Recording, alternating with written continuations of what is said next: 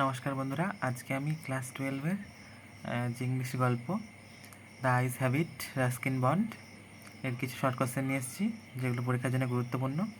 তো দেখে নাও।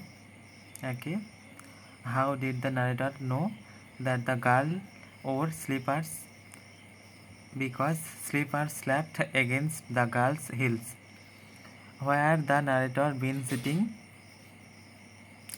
Where has the narrator been sitting? The narrator has been sitting in a dark corner.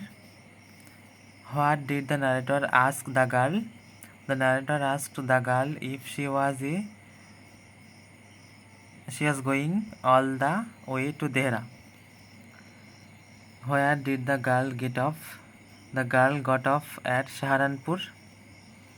Who met the girl at Saharanpur? The girl's aunt met her at Saharanpur.